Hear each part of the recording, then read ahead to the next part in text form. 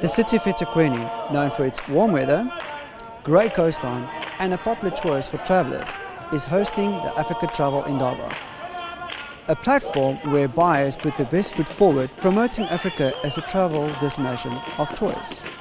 Durban Tourism hosted a panel discussion on the 5th of May about rebuilding Durban tourism and the best way for this sector to bounce back after one of the city's toughest challenges in recent years. This morning on the panel discussion, they were talking about reviving the economy, the tourism sector in Township area, and they were talking about a 5-star hotel built there. Speak to me about it. Why the significance of building a 5-star hotel in Inanda? All right, did you notice that the minute you said 5-star hotel built there, I had a smile on my face? Because that's us, the Octavia Boutique Hotel. Well, the significance of having a 5-star hotel there, firstly, we're going to start acknowledging COVID-19, the impact that it had in our society, given the fact that a lot of people lost their jobs, community, the society started panicking. So the minute they start seeing things shaking up, things moving up, there's hope reinstated on them. They feel good about themselves. There's another form of promise that they have. So having something in the township, one, creating jobs, building state-of-the-art infrastructure, exposing excellency that we hold as South Africans, and just the element of bringing the magic right in front of people's food of our doorsteps, it makes it even more exciting. It makes it more worthwhile. It's something to look forward to. So it's absolutely a pleasure to be able to find ourselves in Inanda, given the fact of the political background the area has, the religious background the area has, and to be in between Inanda Dam and Hazamia Dam. It has been a pleasure creating jobs for people. Remember, we employ people within the community, and these are people that are said to be actually underlining the poverty line. So the fact that they get to get hope reinstated and they feel better about themselves and they have something to look forward to, it alone is something super fulfilling for us. Talk to me about your partnership with Durban Tourism and the City of eThekwini and how you are working together to build this establishment and when it will be operational.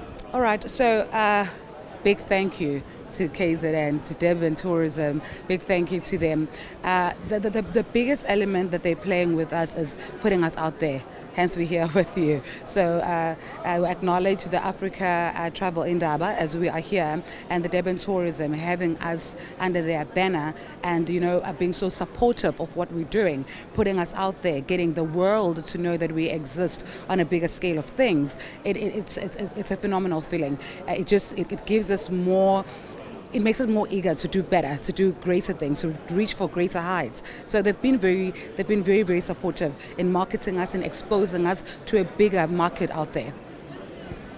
What do you think can be improved on? What is, I wouldn't say lacking, but what do you think can be improved to help drive tourism in the light of the restrictions we just had, the flooding we just had? In your opinion, what do you think can be improved on?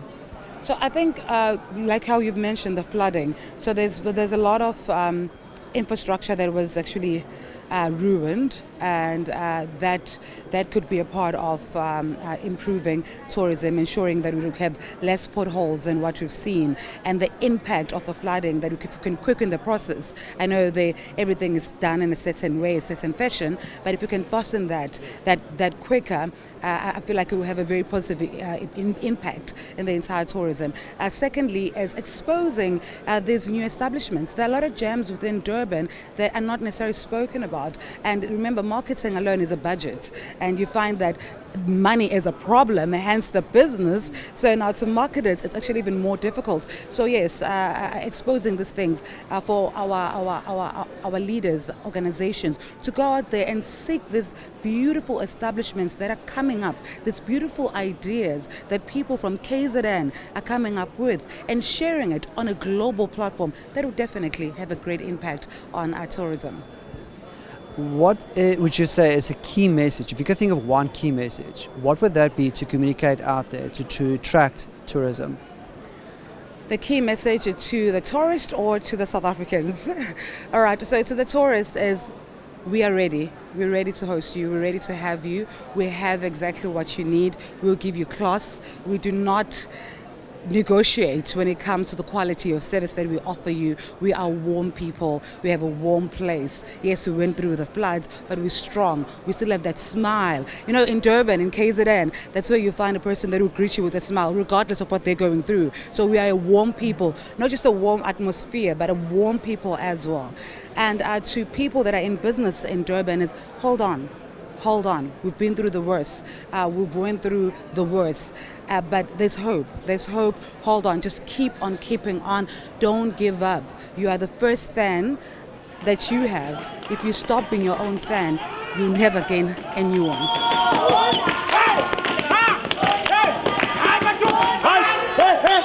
From the previous Travel Indaba to this Travel Indaba, how much has Max's lifestyle changed in terms of the impact that COVID-19 had on you? In the previous Indaba, you know, people was free, and now there's a rules and regulation. Almost at Max's lifestyle, only the rules and regulation, but people coming in numbers. It's fortunate that people, they love Max's lifestyle. They come in numbers, and even there is a regulation, so there is no much change for the people who come from different provinces and abroad, but there is a change of living lifestyle, sanitize and all those things. It's only the thing that is changed, because even last year we have so many development happen in the time of COVID. Speak to me about those developments, because we at Travel Indaba and Durban Tourism had a panel discussion this morning about rebuilding this sector. What kind of developments have been happening in your establishment and in the township tourism in general?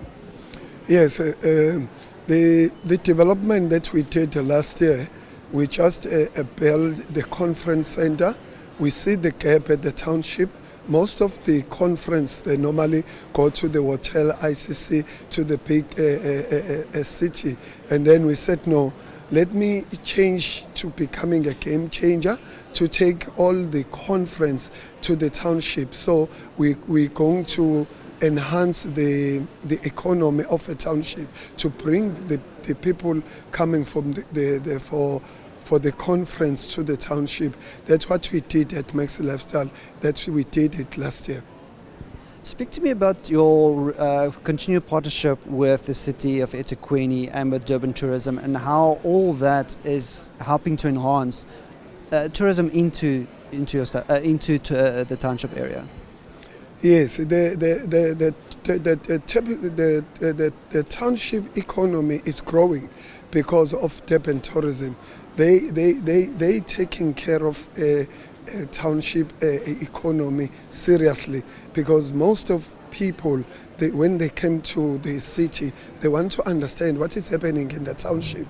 And Maxi Lifestyle is a pioneer of a game changer of a township economy, because we made sure that Maxi Lifestyle is becoming user friendly to everybody to come to the different countries, even a different province, to experience Durban, because you can't go outside the country without going to visit Maxi Lifestyle. And Durban Tourism is in the forefront to make sure that the economy of the township is surviving.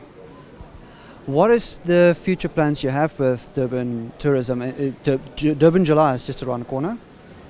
Durban July is around the corner. There is so many different that is going to change. Even Durban July is not going to be same. As you know, the capacity of the venue must be 50%, which means as Durban, we need to stand up and fight, because there is so many poverty, and try our best to create the job. Maxi Lifestyle is always in the forefront to lead the economy of a township. We already plan the pre-party on Friday. We have a wrap-up party on a Sunday. On a Monday, we have our famous event called Umkhodi Monday, because people, when they're visiting in Durban, they don't know what to do on a Monday. That's why we created that event that they call it Umkhodi Monday, where people, they come on Monday to say goodbye Durban, and we enjoy, and then said bye-bye on Umkhodi Monday. So we have so many things that we do around even the Durban, even around to other township, because another township without Maxi Lifestyle, they doing so many things in Wamashu, Inanda, everywhere. They are very, very active in taking economy of a township to another level. And if you have one key message that you want to communicate, what would that be? The key message, I said, that Durban is still the best. No matter what is happening in Durban, looting, COVID, flight, but the Durban is still the best. You know, we are very user-friendly, we are very friendly, smiling people, respecting people.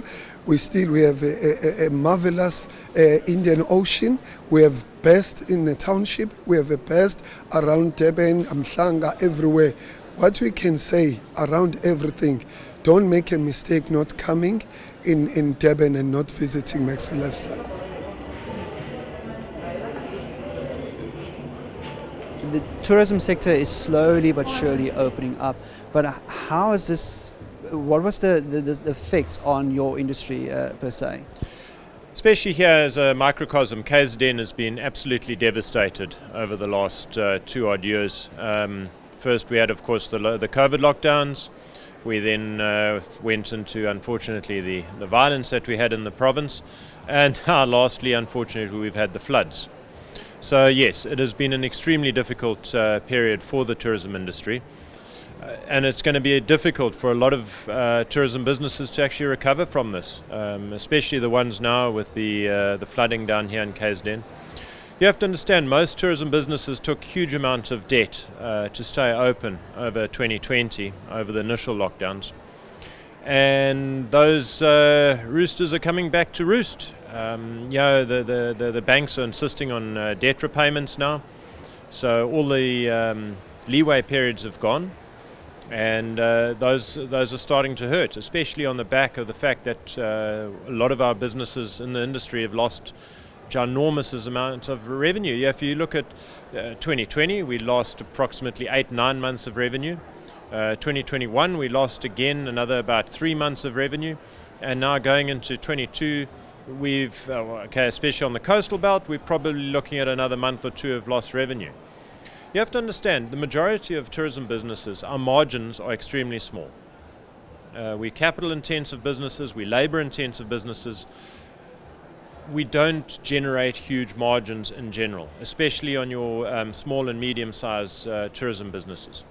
So where we have these interruptions in trade, the effect is devastating down the line.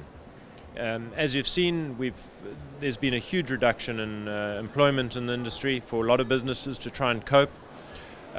Businesses, of course, have taken a huge amount of debt. And the problem with this debt is it's not constructive debt. This industry is built on debt. We take huge amount of loans to buy combis, buses, build hotels, build chalets. That is the core of the industry. But now we've got a huge amount of business that has taken on absolutely dead debt. It is debt that is not generating any kind of worthwhile, it kept the doors open. That's all it did. So now it has to be paid off. That's a huge burden on the industry. Then on the other side, we've had a lot of special group hotels where they are closing facilities, other properties, to boost occupancies in their own, in their open properties.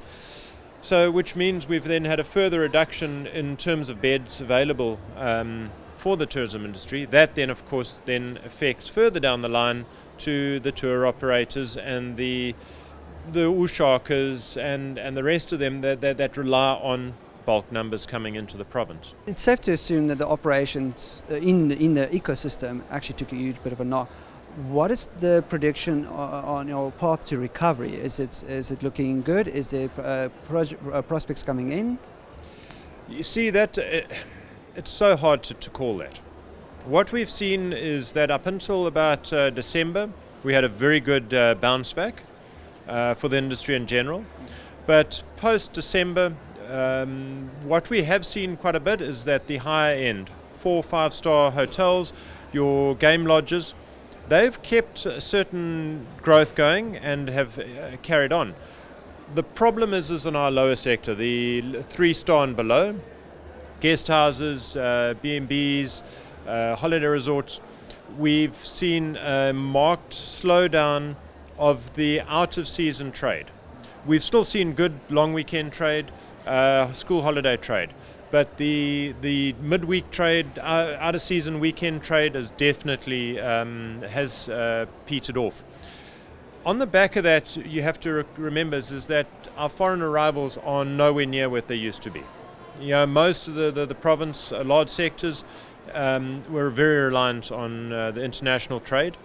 And there, we're not even back to maybe 10% of pre-COVID numbers.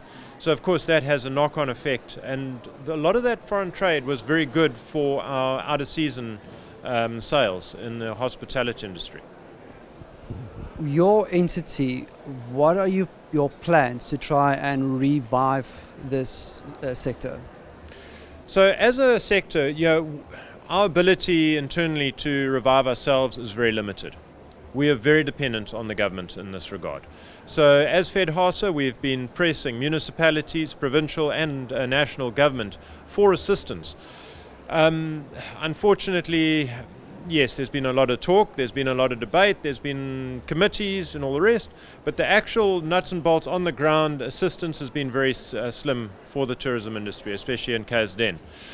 We need municipalities to get back on with infrastructure. Infrastructure is dismal. A lot of the damage caused now in the flooding was from either poor infrastructure maintenance and also lack of infrastructure development over the last 10 or 15 years in a lot of municipalities.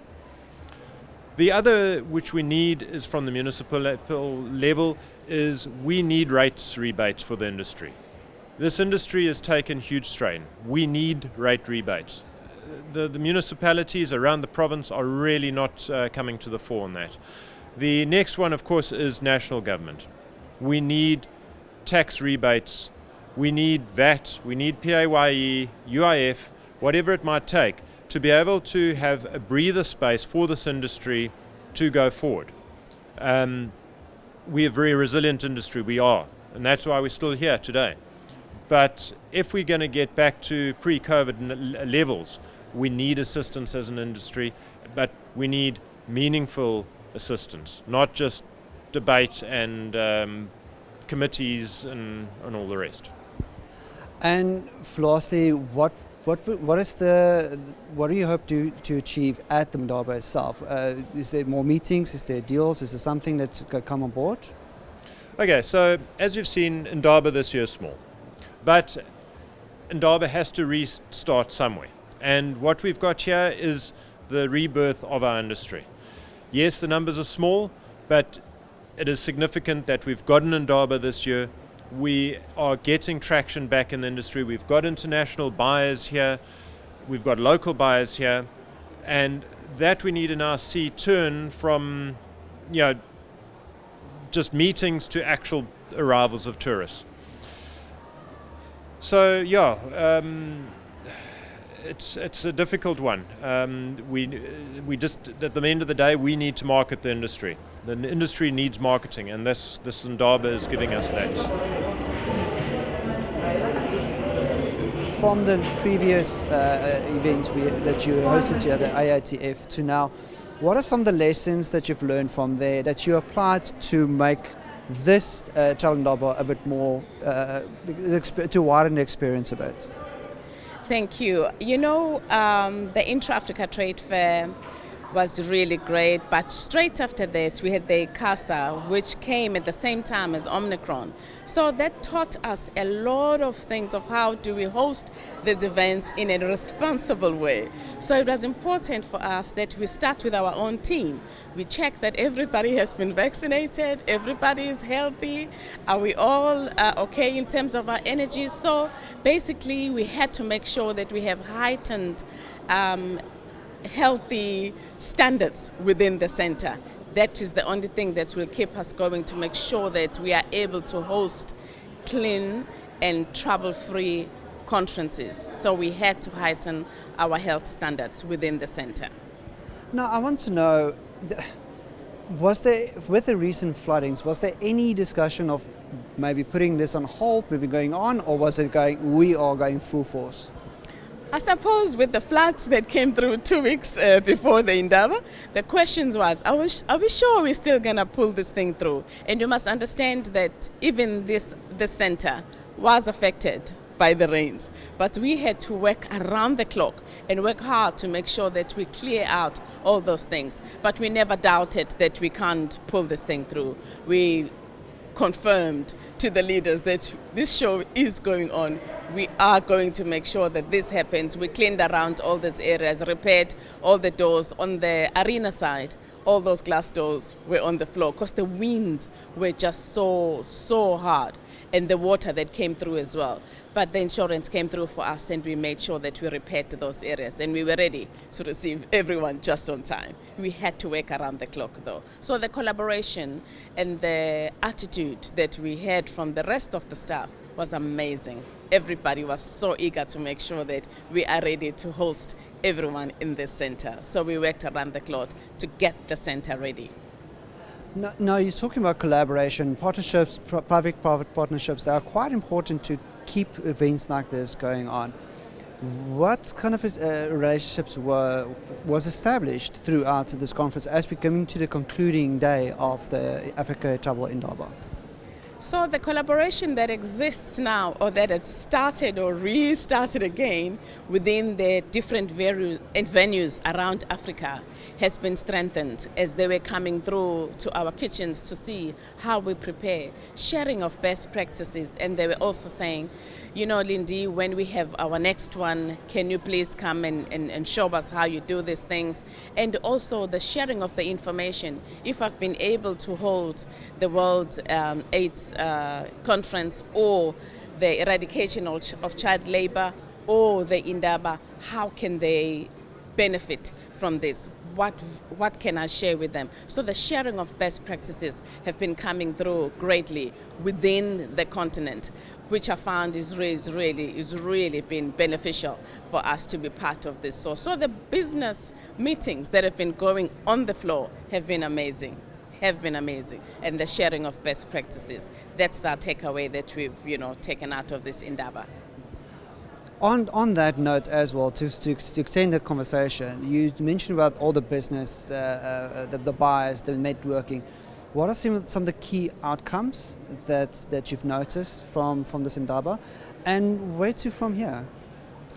I think some of the buyers, as you know, we had international buyers, we had local buyers, and they were so keen. And some of them were coming here for the first time. I think we had a crowd from Cape Verde.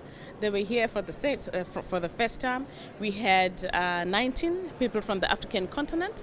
I think we are looking forward to a greater 2023, Africa's Travel Indaba, and for a greater 2024 also Africa's Travel Indaba. So we have to stay positive that we can do better in the next one. As we say, Africa, we are really rising, and we just want to make sure we rise as the entire continent. And as we conclude this conversation, I think what I was trying to get from you is what key message would you like to communicate to travelers to motivate them to go around again, instead of just doing the Zoom meetings, to go face to face, to do the hugging. What is one of the key messages you would like to communicate? I suppose the key message is we need to remain responsible. We have to look after ourselves. We have to make sure that we are healthy, we protect ourselves. In an area, as you know, if you're in the room, we put our mask on, but if you're in an open area, we take our mask out. We sanitize, we wash our hands, we take extra precautions, especially in the culinary space. I'll share briefly with you. In our kitchen, we have a buzzer that goes on every 30 minutes for them to re-scrub everything. We have to be extra careful in those things. For me, it's about being clean. It's really about being careful. That's why I'm saying we can carry on having these conferences, having these conversations. It's important that we are responsible in the way we do our things, taking care of each other, making sure that we all remain healthy and safe. Because we want to have that human touch. We want to have those hugs. We want to see each other, those facial expressions when I'm giving you an eye still, So it's that we're just pushing that you're gonna carry on. I think right now, end of May, we're going to IMAX, Frankfurt, Germany. So it's business again. We just want to make sure that we keep on making sure that we are busy with these events. On the 12th of May, we're hosting another big UN event, eradication of child labor. So it's open. Tourism must be open again, as long as we are meeting responsibly. Yes.